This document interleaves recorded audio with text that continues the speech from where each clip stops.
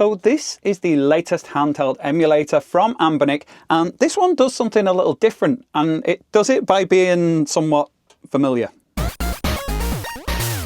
Okay, so I have just received Anbernic's latest handheld device, the RG34XX, and yes, it is pretty much a Game Boy Advance. In fact, I am amazed that in how much they have completely mimicked, emulated, paid homage to, completely ripped off the Game Boy Advance, they've still gone with a name that's just painfully uncatchy. But anyway, here we are, the RG34XX from Anbernic. We're going to take a quick look and we'll do a little bit of comparison with the original console. Right, so first things first, the obligatory unboxing, and yet even the design of the box, the layout, the image of the actual console, the way that the logo's there. If you see the original Game Boy Advance box, even the packaging is similar. It's actually a better quality box than Nintendo originally had. It's got a lift-off lid. It's got really solid square-edged cardboard, but we're not really here for the cardboard, are we? We're here to see what's inside. It comes with a 128 gig SD card. This was provided by LITNXT.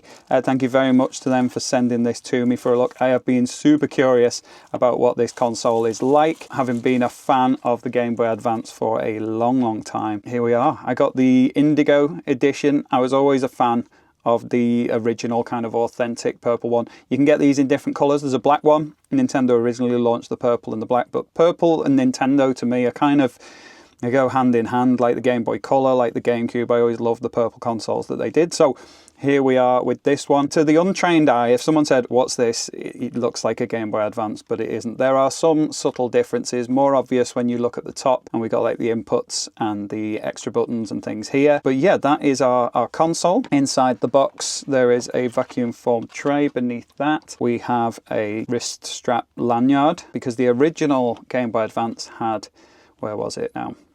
There was like a little lanyard holder thing. There it is at the back there, like that.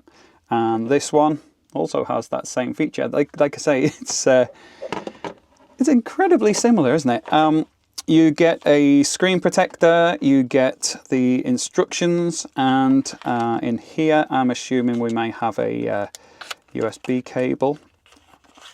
Yeah, so USB-A to USB-C for charging, and that is it. It's quite a nice box. Looking at the console itself, as I say, it is very similar to the original Game Boy Advance. So this is a modified Game Boy Advance. This has got an IPS screen in there, so when I switch on, it's actually backlit, really high quality display. The original one was not lit up at all. It was just a reflective screen. However, everything else on this is original. So it's got the original screen cover. The upgraded screen is the same size as the original, so it didn't need a different window around it. So the actual shape of the hardware itself is all original. And looking at these two, one in front of the other, they are very similar. In fact, if I put them front to front, they are exactly the same height.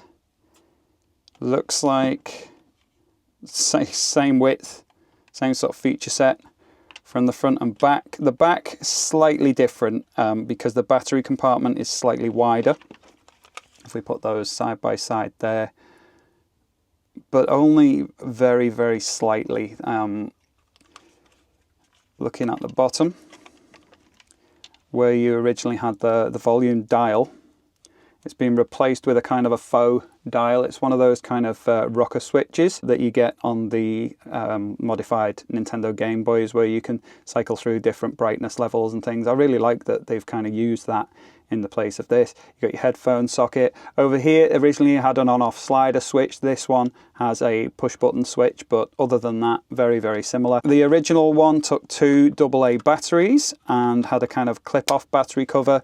This one has a rechargeable battery inside and has a screw-on battery cover. That reminds me of the Game Boy Advance SP, which we'll take a look at. The biggest difference, of course, on the front is that this has the additional 2 buttons. So if you're emulating other systems, you might need more buttons. I like how they've done it. They've done it very subtly, and they've kept the A and B pretty much exactly as the original and in the original spot. So although it's an unusual kind of layout, normally you get the kind of PlayStation Diamond layout, I like what they've done here. Also that they're not labeled. On the clear version, it's built into the molding that you've got X and Y, but these are not labeled. They're exactly the same color as this. I like that. I like that aesthetic. I think it paying tribute is being generous, isn't it? It completely rips off that design, but it's all the better for it. I really like it. Looking at the top, I'll just switch this off here. Looking at the top, we originally had like the extension for the Game Boy link-up cable, and these two openings here were to clip on the attachment for connecting this thing to the GameCube, because this had GameCube connectivity, and also of course the cartridge slot, so you can put your cartridges in and play your games from cartridges. And that is what this does not do. This doesn't have a cartridge opening. It does have two SD card slots. One of them is currently empty, and one of them has let's have a look what's in there. So this has a Kioxia 32GB card. Right, so we'll just turn that one down a bit. We've got our 128GB card that this one came with. I am assuming that that will be an optional extra on the LITNXT website. You'll have to go and check that one out. I'll put more details in the description. So I'll slot that one in there. So usually with these things where you've got two slots, one is for a card which has got all the games on, and one is for one that's got like all the software on. Before we boot up, other things that are on here, there is a reset button, there is a menu button here, and there is also an additional pair of little shoulder buttons. These feel... Now these are quite clicky, but I think I did a clicky button mod on this one. I've got another Game Boy Advance. This was like the next level upgrade from this one. This is one that's got like a laminated display in there. So that's like a really high quality display there. Those shoulder buttons are a bit more squidgy like the original. This one, I said I hadn't done any other mods, but yeah, this one has got some clicky buttons added in. But these feel very satisfyingly similar to the original. And the R2 and L2, they're out of the way enough that you're not going to notice them if you're not needing them, but if you need to reach them, they are kind of reachable, fairly reachable there like that. So yeah, I think that is enough waffle before we actually switch on and take a look. So I'll switch on here. Normally it's a case of just press and hold the power button with these things. The power LED even is the same. It's green on this one and it's red on this one. That's simply because my batteries are a little low. This is common on modded Game Boy Advance. If you've got the upgraded screen, there's a little more power drain, and this doesn't work in the same way it should. It should be green when it's all working and go red when the battery is low. But with this, particularly if you're using rechargeable batteries, that red light is on most of the time. So the display on this one, we've got Anbernic's default operating system in there. We've got game rooms, RA game, app center, favorites, history, search, and the volume's quite loud, so I'm just going to try this volume dial here.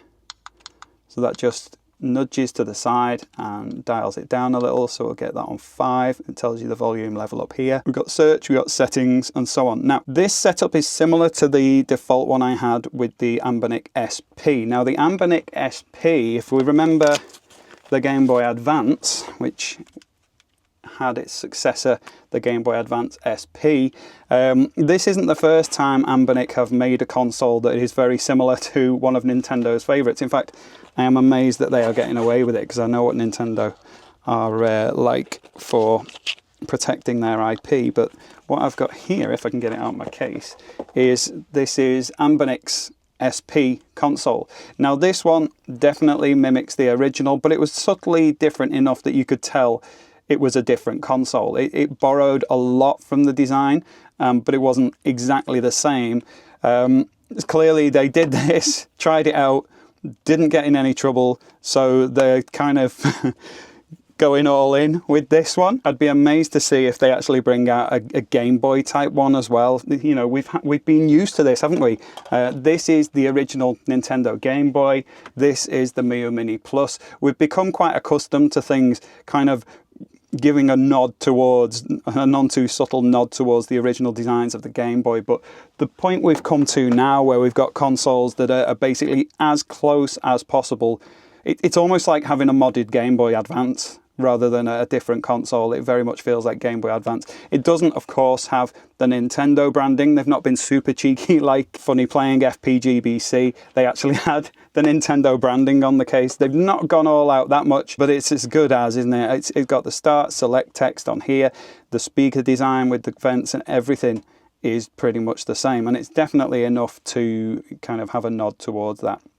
Now, while I was talking, I wasn't pressing anything on the display, so that's gone off. I'm assuming it's gone into sleep mode, so if I just press this momentarily, we should get our display back. So we've got game rooms and we've got RA game. Now, I remember on this one, on the Anbernic SP, on the original hardware, there was a bit of an issue with playing on game rooms, and you went on RA game instead. I can't remember, but I'm going to spend more time with this and do a proper review. This is really just a first impressions, and also I've watched quite a few videos about this and there's not been that much in the way of comparisons with the original. So with me actually having the original console here, I did want to do a bit of a side-by-side comparison here. So if we go on RA game, it's loaded up with PSP, PlayStation, DS, N64, Dreamcast, Atari, Atomiswave, OpenBore, CPS 1 and 2 and 3, Final Burn Neo, Famicom, Game Boy Advance, Game Boy Color, and more. There are just loads of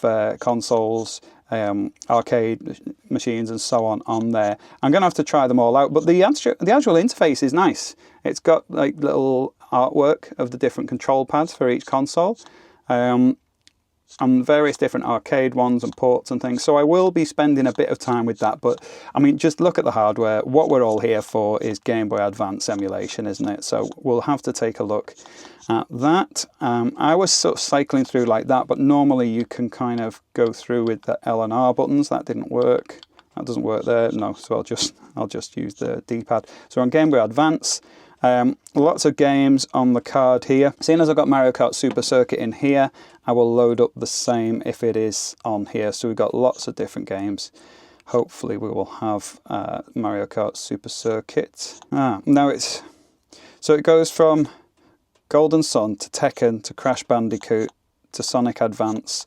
It's quite hard to find what you need because they're in numerical order and kind of categorized rather than just straightforward alphabetical order.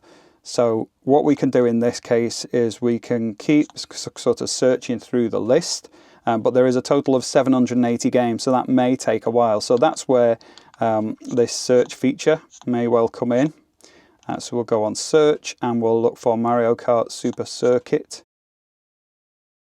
And unlike the Powkiddy OS that I tried recently, this has a space.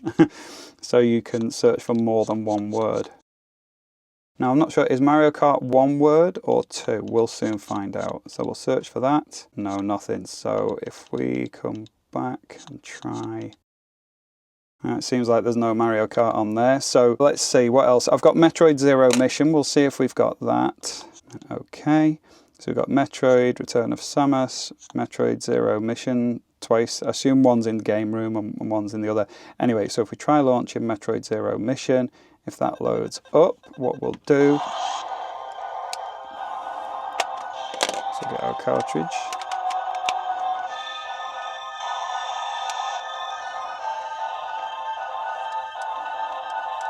So that went very loud considering I had the volume of the console quite low, but there we go. So if I just press start to take us to the main screen there and there, that's the two side by side. Now, as I say, this is an upgraded IPS screen. This is a really high quality display that's in here. But looking at what we've got here, the actual display on this one is much, much bigger. It goes all the way up. There are bezels, but it goes all the way up to the edge of that space. The actual space that's here is bigger than the one that we've got here, so the shell is different in that respect. In terms of I'm just looking at the surface, the original had like a slight texture to it. This has two, but it's a little smoother to the touch. But I mean, really looking at those two next to one another, it is very, very similar, isn't it? That was the main thing that I wanted to show in this case, is trying to compare with the original. There are a lot of little bits that are different. The D-pad is very similar though, look at that. The recesses on the new one are slightly more pronounced, but it's very, very similar. The circle in the middle of the original D-pad is a little bigger than this one, but definitely seems pretty much the same. And if we just launch the game here, I mean, I was navigating my way through that search thing before without even thinking about using the D-pad. That was going absolutely fine. So we can start game there and see how we go. But yeah, I am looking forward to having a bit of a play on it and testing it out. One thing I wanted to say actually is, I mentioned before about the battery cover being similar. Look at the shape of the one that they've got on the back of their SP, and also the one on the back of the Game Boy Advance SP. So there are some little details borrowed from this console as well as this one. But on the whole, my initial impressions feel pretty good. It feels just like holding the original Game Boy Advance. Very, very similar. This finger nestles just next to the battery compartment there like that in just the same way. Yeah, it feels pretty good. I've seen people complaining that it's kind of not very good for big hands. I don't have very big hands, so this is hopefully not going to be much of a problem for me. But I'm going to go away, I'm going to spend some more time playing on it, test out a few games, and maybe do hopefully another video that goes a bit more in depth with how I used it, how I changed it, how I set it up, what games I enjoyed playing on it, and so on. So if you want to ask for anything in particular for me to include in that other video, let me know. If you've got any quick questions, feel free to ask me in the comments anyway, and I will do my best to let you know. But yeah, I mean, it's pretty awesome so far. I had high expectations for this, but these first impressions are very good. It really feels really solid, feels really high quality, and it definitely looks the part next to the original. So yeah.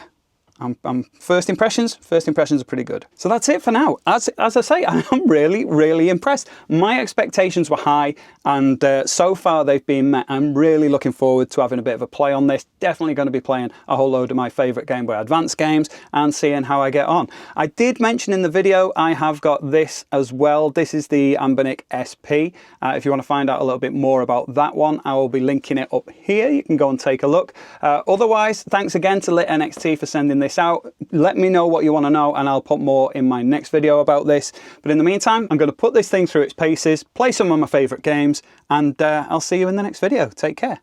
Bye.